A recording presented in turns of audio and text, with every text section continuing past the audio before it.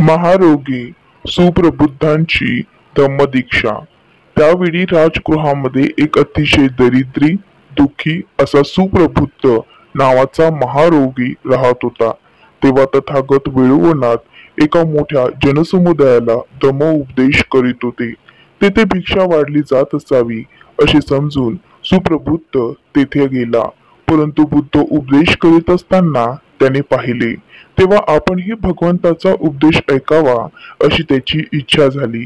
त्यावेळी जनसमुदायामध्ये सत्याचे आकलन करण्यास कोण समर्थ आहे असे तथागतांना वाटले।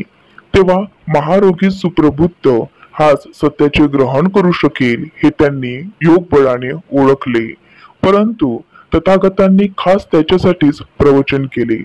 तथागतांचा उपदेश ऐकून सुप्रबुद्धांचे अंतःकरण बंधनमुक्त, प्रमुदित, श्रद्धापूर्ण झाले। सत्याची जाणीव झाल्यामुळे तो संदेहमुक्त होऊन त्या पलीकडे गेला। त्यांच्यात विश्वास उत्पन्न होऊन त्याला श्रोतापन्नी फळ प्राप्त झाली। त्यानंतर तो म्हणाला, भगवान फारच उत्तम। ज्याप्रमाणे पतिपाताला वर उचलावे, अंधारात गांगरून गेलेल्या प्रकाश मार्ग दाखवावा, त्याचप्रमाणे भगवंतांनी सत्याचे विवरण केले आहे। भगवान, मी तथागतांना त्यांच्या धम्माला आणि संघाला शरण आलो आहे। भगवंतांनी माझा स्वीकार करावा। त्यावर तथागतांनी होकार दिला आणि हीच त्याची धम्मदीक्षा ठरली। त्यानंतर वंदन करून तो तेथून पुढे निघून गेला। दुर्योगांची गोष्ट अशी की त्याला रस्त्यात एका सांडाने शिंगाने बुचकून खाली पाडून ठार मारले। ही बातमी ऐकून सायंकाळी भिक्खूंनी तथागतांना विचारले की भगवान, सुप्रबुद्ध कुठे उत्पन्न झाला आहे, त्याची स्थिती काय आहे आणि सुप्रबुद्ध इतका हीन, दीन, दुःखी, महारोगी का होता? त्यावर भगवंत म्हणाले की तावस्तिक लोकात उत्पन्न झाला आहे।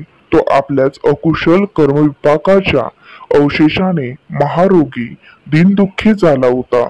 असे म्हणून तथागतांनी उपदेश केला की चरंती बाला दुमेदा अमी तेनेव अत्तना करोंतो पापक कम्म यो होती कटुक फल। दुर्बुद्धी मूर्ख मनुष्य पापकर्म, अशुल कर्म करतो, स्वतःचा शत्रू बनतो, वावरतो। त्याच्या कृत्याचे त्याला मिळणारे फळ हे सदैव कडूच असते। पश्चाताप न होणारे कर्म करणे ठीक आहे। राजगृहामध्ये बिंबिसार राजाचा एक सुमन नावाचा अशा प्रकारे तथागत गौतम बुद्धांनी उपदेश केला की कर्म हे कुशल असले पाहिजे। पाप कराल तर त्याचे फळ भोगावे लागतील।